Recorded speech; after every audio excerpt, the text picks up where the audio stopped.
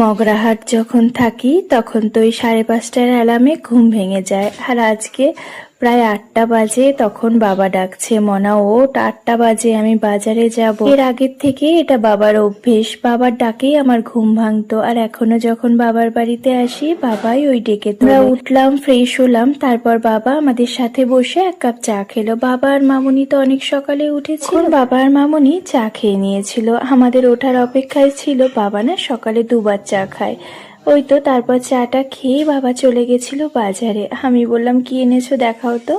তারপর বলল আজকে তোর অনেক পছন্দের জিনিস এনেছি। বাবা জানে আমি মাটনটা খেতে খুব পছন্দ করি, আর মগরাহাটে তো সেরকম ভালো মাটন পাওয়াও যায় না। তারপরেও না কৌশিক মাটন খায় না তো এখন আর, তাই আমিও আর আনতে বলি না, এখানে আসলেই মাটনটা খাওয়া হয়।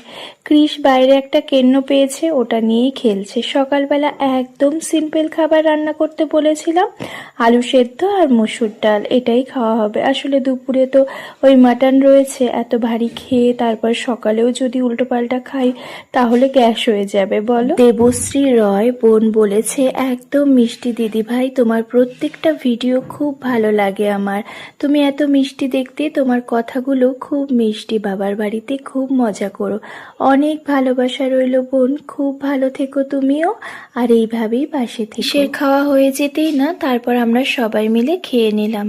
ওই তো দুপুরের রান্নার জোগাড়ও মামনি শুরু করে দিয়েছে। আসলে মামনি ভাত আর এই পটল ভাপাটা করবে, আর বাবা মাটনটা করবে। বাবা না চিকেন মাটন দুটোই খুব ভালো রান্না করে, তবে জানো তো আমার বাবা কিন্তু চিকেন খায় না, তবে খুব ভালো রান্না করতে পারে। আর এদিকে সবার জন্য আমি একটু চা বানিয়ে নিলাম, ওই যে আমাদের অভ্যাস না একটু বারবার চা খাওয়া। এই বাবাকেও না আজকে আসতে বলেছি। আসলে আমি যে কদিন এখানে থাকি বাবাকে বলি তুমি এখানে এসেই খাওয়া দাওয়াটা করে যেও। আসলে কি বলতো, ওই বাড়িতেই আমরা আগে উঠতাম যখন শাশুড়ি মা ছিলেন, কিন্তু এখন ওই বাড়িতে গেলে তো কেউ নেই, বাবা ওই একা একাই থাকে, তাই আমরা এখানে উঠি, বাবা আমাদের এখানে চলে আসেন। আর এই দেখো না, বাবাকে তো চা বানিয়ে দিয়েছি, আর আমার বাবার একটা অভ্যেস, যাই রান্না করে দেব না কেন আমার বাবার কাছে একটু ভালো লাগবে না, আর যখন আমি খুব রেগে যাব তখন বলবে না মনা খুব ভালো হয়েছিল।